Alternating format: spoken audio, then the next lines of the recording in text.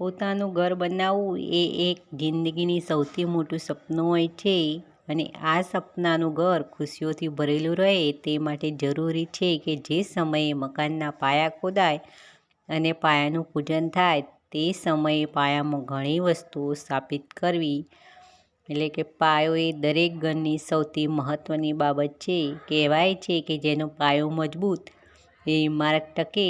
એટલે ખાલી મજબૂતાઈ માટે નહીં, પણ જે ઘર બની રહ્યું છે તે ઘરમાં કાયમ માટે સુખ શાંતિ બની રહે અને ધનના ભંડાર ભરેલા રહે તે માટે પણ જરૂરી છે. તો જ્યોતિષશાસ્ત્ર અનુસાર ઘરમાં ખુશીની શરૂઆત પાયાથી થાય છે. એટલે કે જ્યોતિષ વિજ્ઞાન પણ કહે છે કે પાયો મજબૂત હશે તો ઘરમાં સુખ શાંતિ આપોઆપ બની રહે છે.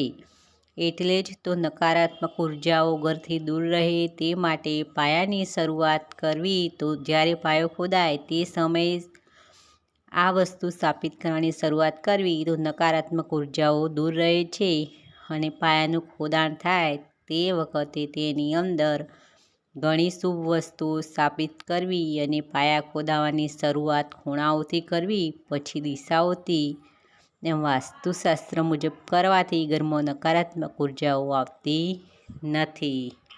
આજે આપણે વિડીયોમાં જાણીશું કે કઈ વસ્તુઓ વાસ્તુશાસ્ત્ર અનુસાર પાયામાં સ્થાપિત કરવામાં આવે તો શુભ ગણાય છે. તો ચાલો જાણીએ. તો પાયો ખોદાય તે સમયે કઈ વસ્તુ અંદર મૂકી શકાય અને પાયો ખોદતા પહેલાં ભૂમિપૂજન કરવું જરૂરી છે. એટલે કે પહેલાં પાયાનું શુભ મુહૂર્ત કરવું, પછી જ તેનું ખોદાણ કરવું. પાયાના પૂજન દરમિયાન ઘણી એવી વસ્તુઓ યાદ રાખીને અંદર સ્થાપિત કરવી. તો પહેલાં એક નાનકડું ચાંદીનું નાગ અને નાગીનું જોડું, પછી નાનકડું કળશ, તે ઉપરાંત એટલે કે તાંબાનો કળશ, તાંબાનો કાચો, લોખંડની 4 ખીલીઓ, હળદરની 5 ગાંઠ, પાનના 11 પત્તા, તુલસીના 35 પત્તીઓ, માટીના નાનકડા દીવા અને ચાલુ ચલણના 11 સિક્કા અને પંચરત્ન અને પંચધાતુ પણ રાખી શકાય. તો આ વસ્તુઓ પાયાના ખોદાણની અંદર સ્થાપિત કરી શકાય. અને આ બધી સામગ્રી તાંબાના કળશમાં મૂકી તાંબાના કળશ પર લાલ કપડું બાંધવું અને પાયાના મુહૂર્તમાં મૂકવું અને પછી પાયાનું ચણતર ચાલુ કરવું. તો આ થઈ પાયાની અંદર મૂકવાની એટલે કે સ્થાપિત કરવાની વસ્તુઓ વિશે. પછી જોઈશું કે પાયાનું ખોદાણ કઈ બાજુથી કરવું. તો પહેલાં ખૂણાઓથી શરૂઆત કરવી. એટલે ખૂણામાં પહેલાં લેવો ઈશાન ખૂણો, પછી અગ્નિ ખૂણામાં ખોદાણ કરવું, ત્યારબાદ વાયવ્ય અને છેલ્લે નૈઋત્ય ખૂણામાં ખોદાણ કરવું અને પછી દિશાઓથી ચાલુ કરવું. તો દિશાઓમાં પહેલાં પૂર્વથી ઉત્તર શરૂઆત કરવી અને પછી પશ્ચિમથી દક્ષિણ.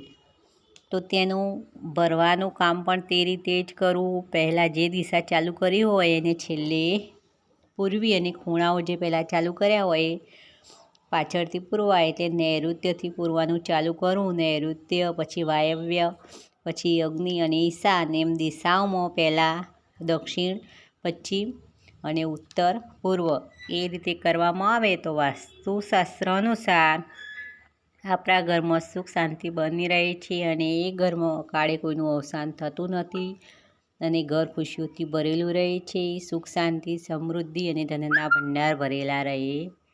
તો મિત્રો, આ જે માહિતી આપી તે વાસ્તુશાસ્ત્ર અને જ્યોતિષશાસ્ત્ર અનુસાર છે. તો મિત્રો, વિડીયો પસંદ આવે તો એક લાઈક અવશ્ય કરવું, શેર પણ કરો અને આવા નવા વિચાર જાણવા મારી નવી વિચારધારા ચેનલને સબસ્ક્રાઈબ કરો. ફરી મળીશું નવા કોઈ વિચાર સાથે નવી વિચારધારામાં.